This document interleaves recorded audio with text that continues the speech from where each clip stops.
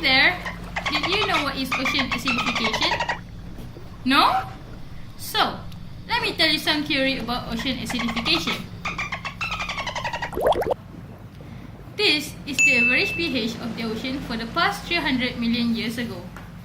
Ocean acidification occurs when there is reduction in the pH of the ocean water in a long period of time.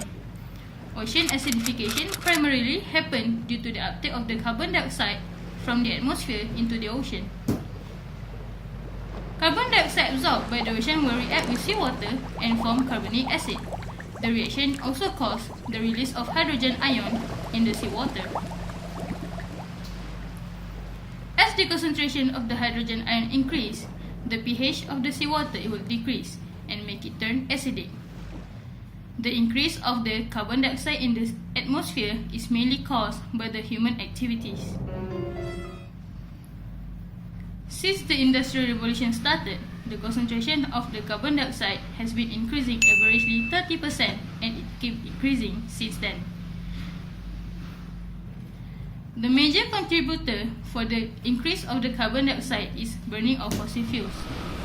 The ocean absorbs averagely 2.5 billion tons of carbon dioxide from the burning of fossil fuels every year. The ocean is one of the carbon reservoirs, but the increase of the carbon dioxide has made the ocean to lose its capacity to recycle the carbon dioxide. The increase of carbon dioxide in the ocean can lead to the ocean acidification. Scientists believe if the concentration of the carbon dioxide keeps increasing, the ocean pH will be reduced by another 0.5 unit. Ocean acidification can happen all around the world. Based on oceanographic analysis, 6 of the 10 largest CO2 emitters are among the 25 nations that are most vulnerable to ocean acidification. This analysis is based on the magnitude of their fish and their shellfish catch, their level of seafood consumption, and the percentage of coral reefs within their EEZ.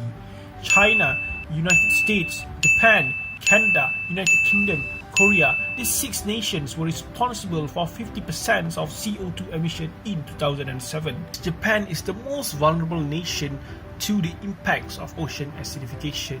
It is the largest consumer of fish and also one of the top 10 countries catching fish and shellfish within its EEZ. And its northern latitude places in its zone where low organic saturation could cause great difficulty for species affected by highly acidified water. France ranks second in this analysis due to its high vulnerability in each category considered. United Kingdom ranked as the third most vulnerable to ocean acidification. The UK consumption of fish per capita and coral reef area as percentage of EEZ were ranked 56 and 58 largest in the world respectively. The Netherlands ranked as the 4th most vulnerable nation to ocean acidification. The Netherlands has high potential for extremely acidified waters by 2050 and it also has the largest coral reef area due to its overseas territories. Australia rounded out the top 5 most vulnerable nation. Australia is vulnerable to ocean acidification due to its large area of coral reef, highly acidified water. Both the catch and consumption level rank within the 3rd highest of all nations. The United States ranked 8th, the world's largest emitter of carbon dioxide and the highest historical emitter. The United States tied with Malaysia as the 8th most vulnerable to ocean acidification. Lastly, China ranks 13th. China, which is currently the largest carbon dioxide emitter in the world, ranked 13 in terms of vulnerability to ocean acidification out of total 187 ranked. Does ocean acidification is really happening to our ocean? Yes, it does. Let me tell you several impacts of ocean acidification to our ocean. Based on NOAA's Pacific Marine Environmental Laboratory (PMEL) carbon program that conducted in North Pacific Ocean at 2 different stations, Mauna Loa and Aloha, shows that there is changes in acidification chemistry from 1958 to 2018. Level of carbon dioxide in the atmosphere is increasing. Carbon dioxide levels in the ocean also increase, and pH of the ocean is becoming more acidic. Shellfish take carbonate ion to be building blocks of their shells. But when carbon dioxide reacts with seawater, it releases hydrogen ion which compete with shells for carbonate. With more hydrogen ion in the ocean, shellfish spend more energy building their shells and less energy for finding food. A test was done on a mollusk shell that dissolved in seawater with pH and carbonate levels projected by models for the year 2100. The result shows that shell almost completely dissolve after 45 days. Ocean acidification make it harder for corals to build their skeleton. Decreasing ocean pH can severely reduce their ability to properly build and maintain their hard composition. Climate change affects widely to all of the countries. Climate change, also known as global warming, it is a long-term change in worldwide weather with an increase in global average temperature. Malaysia is one of the countries that are affected by the climate change. Malaysia is one of the maritime countries and has more than 4,600 of coastline. Malaysia border 4 major large bodies of water, which is Strait of Malacca, South China Sea, Sulu Sea and Sulawesi Sea. Malaysia is affected by climate change due to the rising of temperature over time. This happened due to the increase of carbon dioxide in the atmosphere and in the ocean. High concentration of carbon dioxide will cause the pH of Malaysia's ocean to decrease and eventually lead to ocean acidification event. Burning of fossil fuels could be the factors for ocean acidification to happen in Malaysia. Malaysia depends on the fossil fuel burning to generate electricity in every household. More than 90% of the electricity in Peninsular Malaysia came from fossil fuels burning.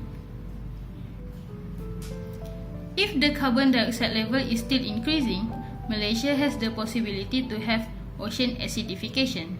Since Malaysia lays on the equator line, the effect of climate change will be drastically experienced, such as changes in species distribution. For example, when the sea surface temperature is higher in colder environment, then it will become more accessible for the tropical fish to migrate to a new location, since their previous location is getting uninhabitable. Thus, species invasion would occur and eliminating the native species.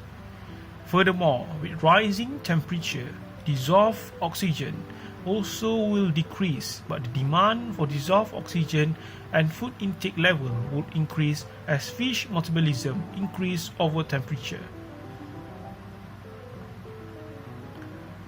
With the water column being highly stratified, it will become more difficult for the colder water below to rise and bring nutrients, thus lesser food for both pelagic and the deep ocean. The food chain also will be disrupted. Hello students, so based on what have been discussed just now, can you guys conclude about the ocean acidification? I will, teacher. Oh good, Octopus. Please come to the in front of class. The ocean acidification proves the change of chemistry in the ocean give an impact in terms of biological and ecological of aquatic system. Oh, like climate change, ocean acidification is a growing global problem that will intensify with continued carbon dioxide emission and has the potential to change marine ecosystem and affect benefit to society. And even though ocean acidification is in its infancy, there is already evidence of changes in ocean chemistry and ensuing biological impacts. Yes, that's correct what the seahorse and sea star said. Well done, both of you seem to understand about this issue. And thank you also to the octopus. You may have a seat now. What about you, Crab? Do you have any opinion related to this topic? Alright, teacher and friends. Based on my reading about ocean acidification, experimental reduction of seawater pH with carbon dioxide affects many biological processes, including classification, photosynthesis, nutrient acquisition, growth, reproduction, and survival, depending upon the amount of acidification and the species tested. And the potential for socio-economic impacts to occur in coral reef system, aquaculture, fisheries, and other sectors. There is not currently enough information to assess these impacts, much less developed plans to mitigate or adapt to them. Hello to Professor Greenfish, the expert in ocean acidification. He will tell more about ocean acidification to you guys. Hello students, so here I am going to tell you some info about ocean acidification. The history of the ocean is changing at an unprecedented rate and magnitude due to anthropogenic carbon dioxide emission. The rate of change exceeds any known to have occurred for at least the past hundreds of thousands of years. Unless anthropogenic carbon dioxide emission are substantially curbed or atmospheric carbon dioxide is controlled by some other means, the average pH of the ocean will continue to fall. Ocean acidification has demonstrated impact on many marine organisms. The ultimate consequences are still unknown. There is a risk of ecosystem changes that threaten coral reef, fisheries, protected species, and other natural resources of value to society. Thank you!